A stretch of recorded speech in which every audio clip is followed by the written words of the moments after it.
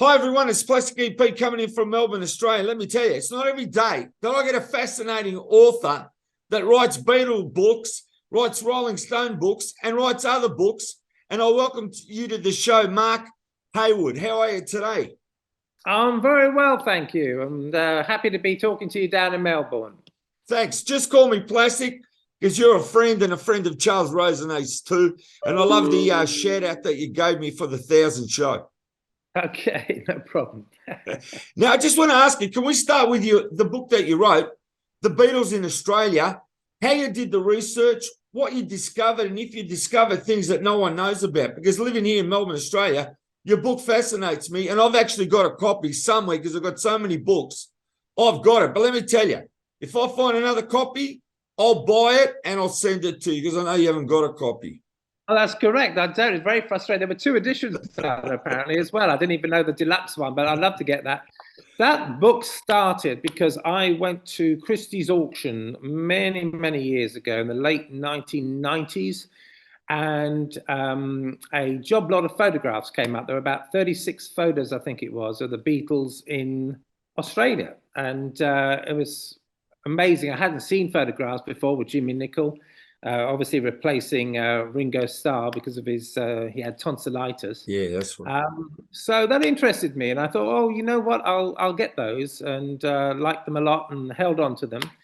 And then at another auction the following year, another lot came up with about 172 photos in it, and I thought I must get that and put the two together, taken by a different photographer.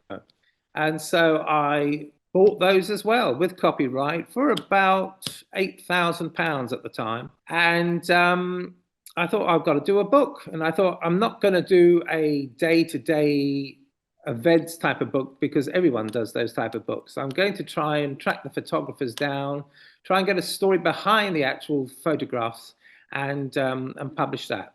And before I published it, I had to find a publisher. So I went to the London Book Fair. And at the London Book Fair, there was a stall there which was representing Rupert Murdoch. In fact, I think it was called Murdoch Publishing, if I remember correctly. Rupert's very famous here for Sky Television and for all the English newspapers. So, but anyway, I just thought I'll approach them and say, why don't we do this as an Australian-only release? They loved the idea, as did I. So the idea was born. My next task was to try and find out the photographer's name because they were put in by a lady. So I sent letters out to that lady. That was on the big bunch of photos. And she came back to me and said her husband had died, unfortunately. And that's why she was selling the actual photo. So I didn't get much of a story behind it, unfortunately. So I then turned to my friend Andy Neal, who worked for me, who's very much a Beatle archivist. And he was absolutely brilliant. He really helped, and you know, he's from Australia himself, actually from New Zealand, so I've got to get that one right. So overall, the book was formed. It came out in a deluxe form, it came out in a standard form, and was very, very successful. As you quite rightly say, I don't have it either, and I would really love any of your listeners to send me one if they can get hold of one.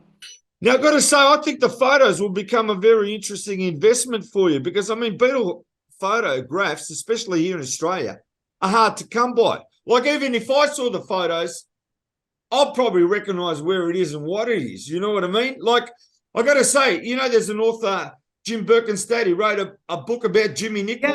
Yeah, he's a Jim great got guy. in touch with me. I've got some photographs of the Beatles rehearsing in Abbey Road Studios the night before they got on a plane to eventually end up in Australia. So he used those photographs in his book.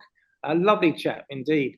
No, it's great. There were loads of photographs of the Beatles going up the high street into downtown Melbourne, and it was just fabulous photographs lining the streets. The Beatles never expected such a huge reception there, and they got it. You know, there was about 90,000 here in Melbourne at the Southern Cross when, for the first time, you had the five Beatles. Ringo had joined them for the Melbourne concert. And also there were some photographs of the support act, who I think was called the Aztecs, if I remember. I don't know. Yeah, that's right. Billy Thorpe and the Aztecs, and Billy has actually passed away a while back. Okay. And were they popular in Australia, the Oh yeah, Aztecs? they were huge here, huge. Yeah. Well, And the there was photographs. also another I guy went, called Devlin, and he was on the program too. And Sounds Incorporated were on the program as well. oh, wow. I mean, you know, I've flown to Australia 4 or 5 times. I've flown to Melbourne as well. But let me tell you, it takes about 24 hours these days, and it was absolutely exhausting. And when you land, it takes you 3 days to get over all the jet lag. So God knows how they felt in those days, having gone to Japan and Hong Kong and you know, Malaysia. I don't know how they managed to. Yeah, they didn't go to Japan before, though, did they? No. I think they flew from the Philippines, didn't they, Yeah, onto that's right. Australia? That's where they had a lot of Yeah. problems. And yeah, they had a lot of problems there. So, but nonetheless, it must have been very exhausting, and you know, to do the whole trip the way down there. And they became global superstars overnight in your country. You know, you got a fascinating background, like for just coming up with these fantastic books. Tell me about the other book you've written with the photographs about the Beatles. And it's like you've got this book full of photographs, and it's like, how can I say it? The Beatles Unseen. Tell me more about that. Oh, that was yet again another major project. I started doing my very first book in about 1989 on the Beatles, and I was licensing photographs from an agency, and they were costing me about £200 each to license. And then one day I went to Christie's auction in South Kensington in London. They've moved since. And a lot came up with 4 photographs by one photographer showing the Beatles. Fabulous photos. There's one of a cleaning lady cleaning the banisters while the Beatles are playing in the background. And I thought, well, I'll buy those. And I got them for about £160 for all 4. And I thought, well, that's better than paying £200 each. So I bought them with the negatives and the copyright. And with that, that started my whole background to collecting Beatles photos. I was the only one to do it, actually. At that time, there was nobody else. That's good. My favorite photos that I purchased were the ones from John Lennon's cousin. And that was the only photo of John Lennon with his mother. So I bought those with copyright. Those are my favorite set of photos. There's about 17 at all with Aunt Mimi. And then, so I had a beginning for the book. I thought those are the first photographs, so I'll use those. And then I also, the photographer for John Lennon on the Hit Factory in New York came up for sale. There's about 36 photos at Sotheby's, and I bought all of those. And they were the very last photos of John Lennon before the Annie Leibovitz very last photo shoot. The weird thing with those photographs and why they're so personal to me is I actually flew over to see David Bowie do The Elephant Man in New York on Broadway, which he did. And then we got on a plane having seen David Bowie, which is an amazing show. And on that plane, Andy Peebles also got on that same plane. And when we arrived in London that following morning, because it was an overnight flight, somebody came up to me and said, "Isn't it awful what happened to John Lennon?" And I said, "Why? What?" And he'd been shot while we were flying back to London. That was a fascinating reference for me. So when I saw those photos, I thought, well, I've got to get them. They also show all Jonathan King and other Warner Brother reps getting ready to do the interview at the Hit Factory. So that was the end of the book. I had the beginning and the end, and middle. I had tons of photos that I had amassed over the years that I bought from all different locations, from the Magical Mystery Tour to the Penny Lane videos, the Australian one. So I put them all together and called it Beatles Unseen. And we launched that, I think it was in 2007, if memory serves me right, with Weinfeld and Nicholson. It was a bit of a rush job because initially he only had room for one more book, and that was to be on the ABBA play. But she decided not to do that, the Mamma Mia play. She didn't have the time. So Michael Dover, who worked for Weinfeld and Nicholson, said, "Oh, well, we'll do your book instead." And he said, "How much do you want for it?" And I came in with a figure, and he said, "All right, we'll do it." And I thought, "Oh, I've come in too cheap." And literally about half an hour later, a lady rang up called Trini Fold from who's like an English lady fashion designer. and she was demanding £2 million advance. So I wish I'd gone in a bit higher. But anyway, there we go. The book came out and it was a big hit over here, and also released in America too. Congratulations. Can you tell us of any other Beatle books that you have written? Oh, there's several. There's one called Beatles on Camera Off Guard, which followed the Beatles Unseen photos. So there'll be yet more photos that I purchased from the release of that book through to making the third book, which was Beatles on Camera Off Guard. That became a series where I also did the Rolling Stones on Camera Off Guard. I signed Charlie Watts to my record label, and we did a jazz album. I took him to Japan and to America. And then they followed up with Queen on Camera Off Guard, which I had fabulous photos on the Queen. Very early shots of Freddie Mercury from 1969, right the way through. And over here in London, we've just had a big exhibition here for the Freddie Mercury personal effects. So queues were going around the block for Sotheby's. It was a free exhibition. You could go and look at everything. And Sotheby's thought they're going to net about £6 million on that sale, but they actually netted £54 million. It shows how wrong they were and how popular all this modern day culture is.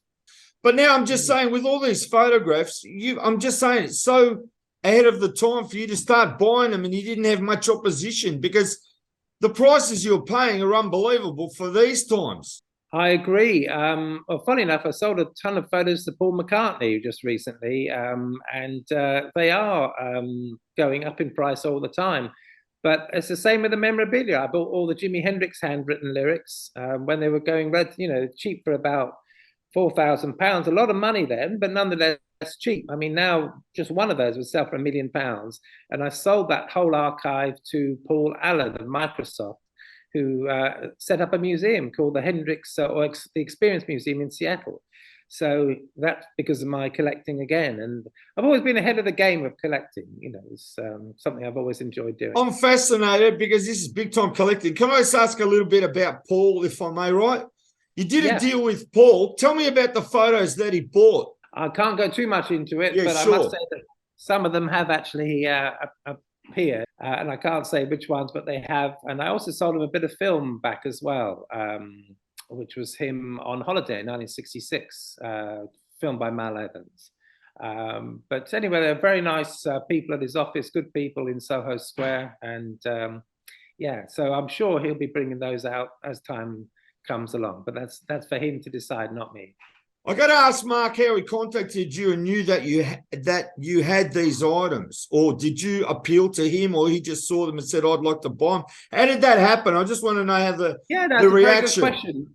Yeah, well, I offered about 15 photographs of Paul having his hair washed backstage in 1964, or maybe even 63. I can't remember. To a very good customer of mine who does PR. And one of the people he does PR for was his daughter. So she then forwarded it on to Paul. I didn't know any of this was going on. And so he then had one of his girls give me a ring saying, "I hear you've got these photographs and I want to buy them." So it was Stella McCartney who told Paul about them. So I then said, okay. So I met one of Paul's employees just around the corner in Dean Street, and they could say I was wined and dined, but you never really wined and dined by Paul. But nonetheless, it all went. I got a drink, and so I said, yes, you can buy these photographs if you want. And obviously, backwards and forwards, I had to go to Paul's office in Soho Square many a time, and in the end, he bought them. And I thought, well, that's great. How nice to have an introduction to start dealing with them. And from that, I've done, quite a few deals now in the last 5 years. So he obviously knows you now on a personal basis. Well, his team certainly do. I mean, he's always very busy, but no, his team know me very well. So. Did you get to meet him though? Can I say? No, not through that lot. No, I could say a lot more, but I can't. So. Okay, but I'm just saying. Have you ever met Paul McCartney? I have, yes. Okay. A long time ago, actually. He was on his world tour. Funny enough, I was dating a girl who was the music editor for Time Out, which is in a London what's happening kind of magazine in those days, and relatively unknown. It wasn't big paper then. But nonetheless, we got an invite to go, first of all, to see him do a concert near the Embankment at the Playhouse Theatre. And then we started doing lots of interviews with him. And my girlfriend, who was Isabel Appy at that time, did quite a few, and lots of press conferences too. But he was always very charming. And, well, you've seen him in countless interviews. To me, I saw him in concert many a time at the Wembley Empire Pool on that world tour. And you can't help but notice, or can't help but feel, that he's the boss. You know, there's no one bigger in songwriting alive today. You know, the Stones, I love, they're a rock and roll band. They're a live rock and roll band, great tracks. But as far as songwriting, you know, he's up there with Mozart, bigger than Mozart, and sold more records than Mozart.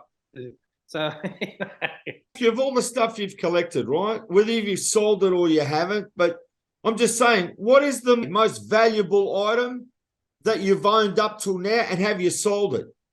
Yeah, well, unfortunately, I have sold it, but the most valuable item that I've ever possessed, in my opinion, then it wasn't, but it is now, was the original artwork for God Save the Queen by the Sex Pistols. It wasn't a poster, it wasn't the bromides, it was the actual original artwork by Jamie Reed for what is probably one of the most iconic images now of modern day culture. So I'd say that.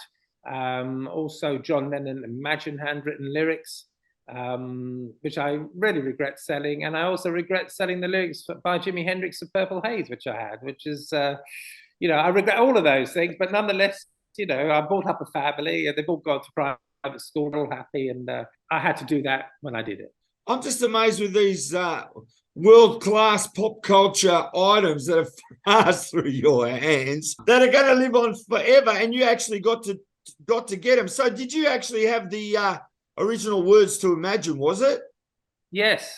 Yeah. How did you come across that, or you can't tell me? That was brought into my shop, believe it or not. I had a shop in Hanway Street, and it's one of the many pieces. We put it into Sotheby's, I think, and a Japanese client of mine called Mr. Hamada, Tetsuo Hamada, he came over and he bought it.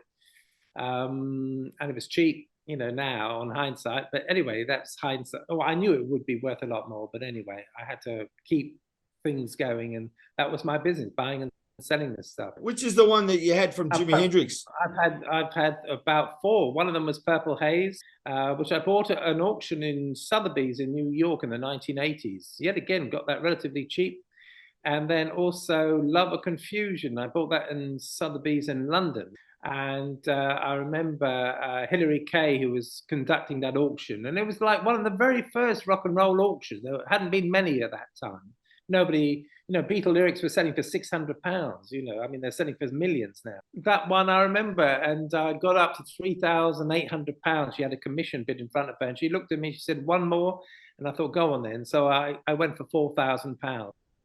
And I was very happy to buy that. It was a lovely piece. And it's got a drawing on the back by Jimi Hendrix showing Eric Clapton getting squashed under a Marshall amp and speaker, which Hendrix drew. And it's on hotel-headed paper, which was the Cumberland Hotel, I seem to remember. Yeah. But if you go to the museum, you can see it in Seattle. And sometimes it appears in the London one. The lyrics of Purple Haze that you owned, right? What do you think that could be worth? I'm not holding it. You just give me like a rough idea. Yeah, over $1 million, you know, in my opinion. I mean, you know, that's what I think they're worth. And what, Imagine as well, or what do you think that could be worth, the lyrics? Yeah, I think that probably is worth about that. It's got to be, isn't it? I mean, you know, it's one of the original, you know, it's like history, isn't it? And it's one everyone knows. It's a peace song. It's written by, you know, one of the most famous authors of popular culture. And I'm sure in maybe 200 years' time, there'll be some other kind of musician who's come along where everybody will want, and they'll go to the museum to see that. Just the same way you can go to a museum and see a piece written by Mozart, for instance. Probably in 200 years, they'll be going to the British Museum who have some of the Beatles lyrics and, you know, want to see those too.